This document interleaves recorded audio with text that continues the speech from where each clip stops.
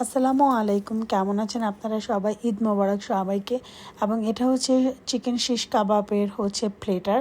এটা actually Turkish shish কাবাবের platter. এখানে ছিল চিকেন এবং কাবাব রাইস এবং সালাদ। তো তিনটাই আজকে বানাবো। তো এর জন্য আমি চিকেন থাই নিয়ে নিছি, চামড়াগুলোকে ফেলে দিচ্ছি। আর চিকেন থাইয়ের যে বোনটা আছে সেটাকে ছুটে নিচ্ছি। অ্যাকচুয়ালি কি বোনলেস যেগুলো আছে না, সেটা একটু দাম বেশি। আর এভাবে বোন সহ কিনে আনলে খুব সহজেই বোনটাকে বাসায় ছুটে নেওয়া যায়, তাহলে একটু টাকা সেভ হয়।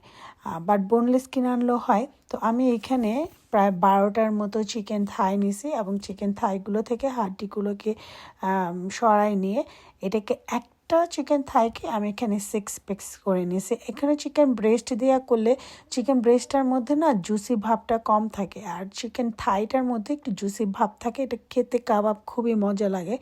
আর চিকেন ব্রেস্ট অনেক ড্রাই হয়ে যায়, এই জন্য চিকেন ব্রেস্টের কাবাবের থেকে চিকেন থাইয়ের কাবাবগুলো সবসময় অনেক মজা হয়। তো আমি এখানে ধনিয়ার গুঁড়ো দিয়ে দিছি প্রায় 1.5 টেবিল চামচের মতো। আমি এখানে পাপরিকা পাউডার ব্যবহার করছি, স্মোক পাপরিকা যেটা। চাইলে এখানে মরিচের গুঁড়ো ব্যবহার করতে পারেন। আমি এখানে গার্লিক পাউডার দিয়ে দিছি। এইটা এই 3টা স্পাইসেস দিয়ে এই কাবাবটা হয় এবং এটা যে খেতে কি মজা হয়। আমি এখানে লবণ দিয়ে দিছি এবং এখানে ড্রাই ধনিয়া পাতা ব্যবহার করে, বাট আমি এখানে ফ্রেশ ধনিয়া পাতা দিছি। তারপরে এখানে আমি তেল দিয়ে দিব, একটু বেশি করে তেল দিতে হবে, কারণ মশলাপাতি কম, তো তেলটা পুরো মশলার সাথে ভালো করে মেরিনেট হবে।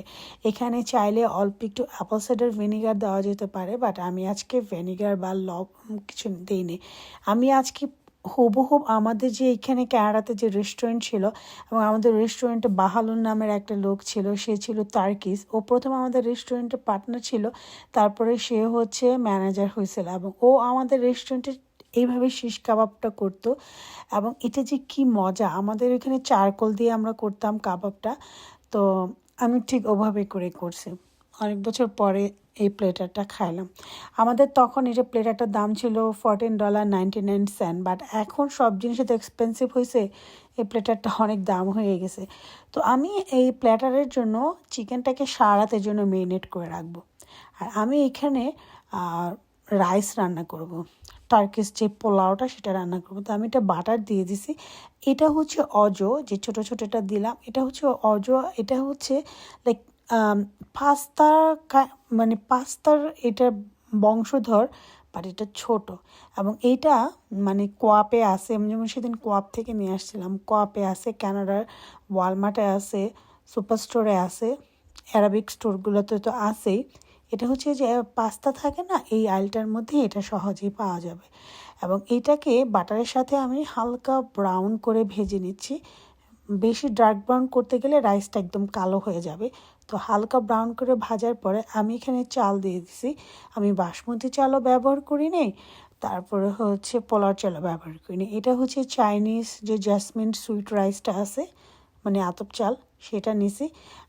আমাদের রেস্টুরেন্টে বাহালুল ঠিক এই রাইসটা দিয়েই করতো, এবং এটা অ্যাকচুয়ালি আতপ চাল দিয়ে করলেই খুব মজা লাগে। শুধু বাটার, অজ এবং রাইস, দ্যাটস ইট। একদম সিম্পল একটা পোলাও। আমি এটাকে প্রায় 4-5 মিনিটের মতো ভেজে নিয়েছি। আমি এখানে 1.5 কাপ চাল নিয়েছিলাম। এই কারণে আমি 1.5 কাপের ডবল 3 কাপ, বাট আতপ চালের পানি অনেক কম লাগে। তো এই জন্য আমি 2 কাপ দিয়ে আর অল্প একটু পানি বেশি দিয়েছি, যাতে রাইসটা ঝরঝরা থাকে। পরিমাণ মতো লবণ দিয়ে দিলাম। এখানে আর কোনো কিছু দিব না। চাইলে কাঁচামরিচ দেওয়া যেতে পারে, বাট কাঁচামরিচ দিলে বাংলাদেশে একটা ফ্লেভার চলে আসবে, এই জন্য আমি কাঁচামরিচ বা অন্য কোনো কিছু দিইনি। বাহালুল যেভাবে রান্না করতো ঠিক ওইভাবেই আমি রান্না করছি। তো এটাকে রাইসটা যখন বলক চলে আসবে, তখন আমি এটাকে ঢেকে দিছি 10 মিনিটের জন্য। 10 মিনিটের কম, কারণ আতপ চাল তো হতে বেশিক্ষণ লাগে না।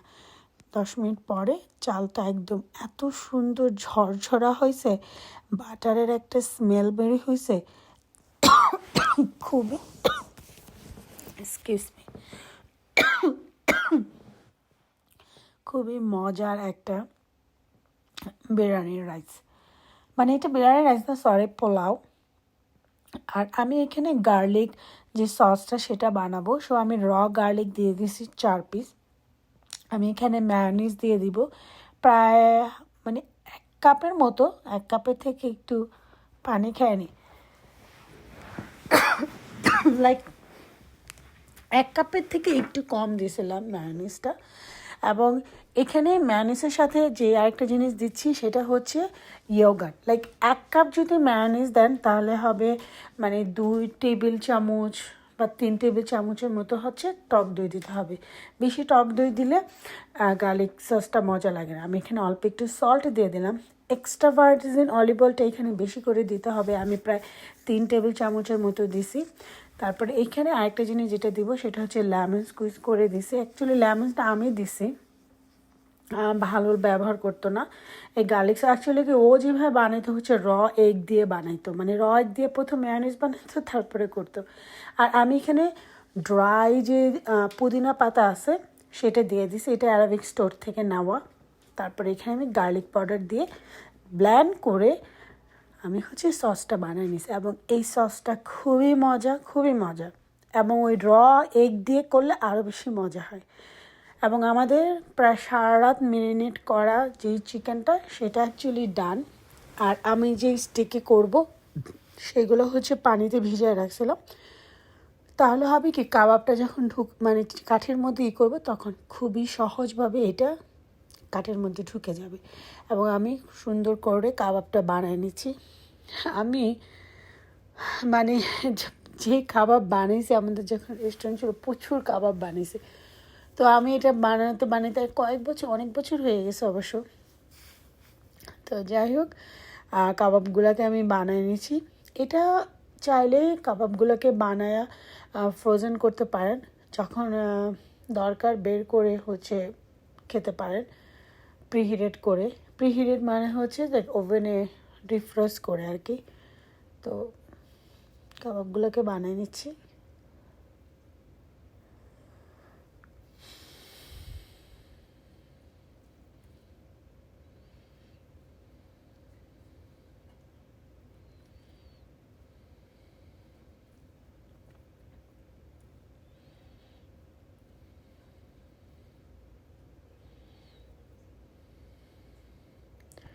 আমাদের সবগুলো হচ্ছে শিশ কাবাব বানানো শেষ।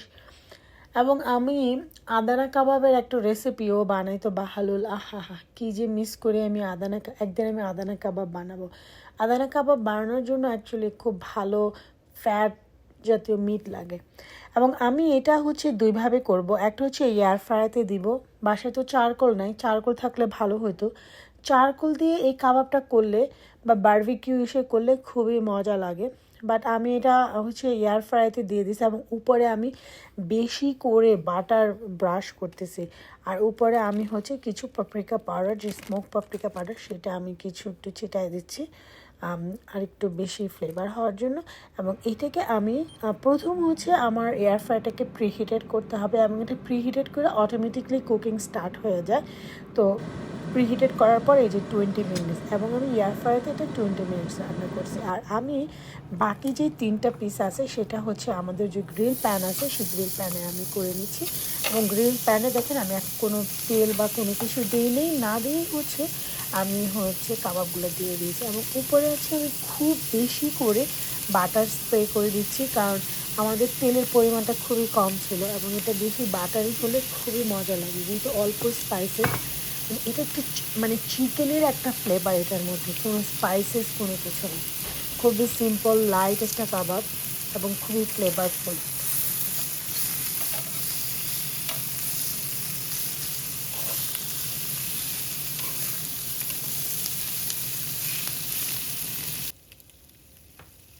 তো আমি অন্য পাশের কিছু হচ্ছে বাটার দিয়ে দিচ্ছি যাতে দোনো পাশে হচ্ছে সুন্দর করে কুক হয়। এবং আমার এয়ার ফ্রায়ারের চিকেনটা এবং প্যানের চিকেনটা হতে হতে আমি এখানে একটা সালাদ বানিয়ে নিচ্ছি। অ্যাকচুয়ালি এই সালাদটা বানানোর জন্য অনেক ধরনের সালাদ লাগে, যেমন আমি ল্যাটিস নিয়েছি, গাজর, তারপরে হচ্ছে বানানা পেপারস, তারপর হচ্ছে কি বলে সেটা শসা, সব কিছু দিয়ে এই সালাদটা করলে বেশি মজা লাগে। বাট আমাদের বাসার শুধুই ল্যাটাসটা আর কোনো কিছু নাই, তো শুধু আমি এটা দিয়েই বানিয়েছি। এবং আমি হচ্ছে অনেক প্রায় হাফ পেঁয়াজ কেটে দিছি। তো এবং আমি এই সালাডটার মধ্যে আর যেটা দিব, যে আমরা গার্লিক সসটা বানিয়েছি সেই গার্লিক সসটা আমি এখানে দিয়ে দিচ্ছি এবং এটাকে আমি খুব ভালো করে সালাদের সাথে মিক্স করে দিচ্ছি। এই ক্ষেত্রে একটু অলিভ অয়েল দেওয়া যেতে পারে আর একটু এক্সট্রা লবণ দেওয়া যেতে পারে, বাট আমি আর কোনো কিছু দিইনি, এত ভাবতে ঝামেলা করতে চাইনি। তো ওই জন্য আমি যে সসটা দিয়ে সালাদটাকে খুব আলতো হাতে সালাদটাকে খুব সুন্দর করে মেখে নিচ্ছি। তো আমাদের সালাদ ডান, আমাদের রাইসও ডান, এখন শুধু আমাদের চিকেনটা ডান হওয়ার অপেক্ষা। তো আমাদের এই চিকেনটা দেখেন, এটা প্রায় 80% মতো হয়ে গেছে, বাট আমি আর একটু এইখানে এটাকে একটু ঢেকে দিব যাতে এটা 100% সেদ্ধ হয়ে যায় এবং 100% কুকড হয়। তো মানে দোনো পাশই লাল লাল হয়ে আসছে, বাট ভিতরে কিন্তু এখনও একটু কাঁচা, কারণ পিসগুলো কিন্তু অনেক বড় বড় পিস ছিল। তো আমি এটাকে ঢেকে দিচ্ছি এবং এটা হতে হতে প্রায় 5 মিনিটের মধ্যে ঢেকে দিয়েছিলাম। এটা হতে হতে আমাদের যে এয়ার ফ্রায়ারে যে চিকেনটা দিয়েছিলাম সেটা দেখে কী অবস্থা, এটাও অলমোস্ট হয়ে গেছে। তো এটা এক পাশটা দেখো খুব সুন্দর হয়ে গেছে। তো আমি এটাকে উল্টাই দিয়ে অপোজিট পাশে বাটার দিব। এই পাশে যেটা কুকড হয়েছে এটার মধ্যে একটু দিয়ে দিলাম এবং অপোজিট পাশটার মধ্যে আমি আবার একটু বাটার স্প্রে করে দিই।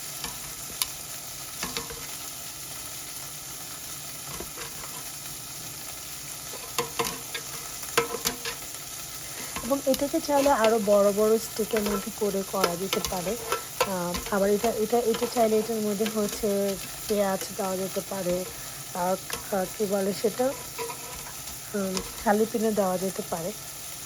বাট আমার কাছে এইভাবে ভালো লাগে, আমার কাছে পেঁয়াজ দিলে মনে হয় যে অতিরিক্ত পেঁয়াজ হয়ে গেছে। তো দোনো পাশে বেশি করে আমি বাটার স্প্রে করে দিয়ে দিচ্ছি এবং এটাকে আমি এয়ার ফ্রায়ারে 5 মিনিট বাকি ছিল 5 মিনিট ধরে দিয়ে দিচ্ছি এবং আমাদের এই প্যানে করাও সেটাও হয়ে গেছে। মানে আমি দোনোভাবেই করছি, এয়ার ফ্রায়ারে করছি, বাট আমি মিক্সিং করছি চারকোলের ফ্লেভারটা হলে একদম অরিজিনালি যে টেস্ট সেটা পাওয়া যায়। আগুনের পুরো কাবাব খেতে কিন্তু আসলে খুব মজা। এবং আমাদের মজার ইয়ামি কাবাব রেডি।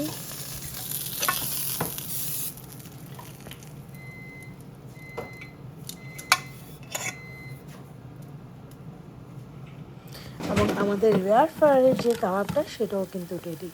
দোনোটা কাবাবই রেডি হয়ে গেছে এবং দোনোটাই লুকস সো ইয়াম।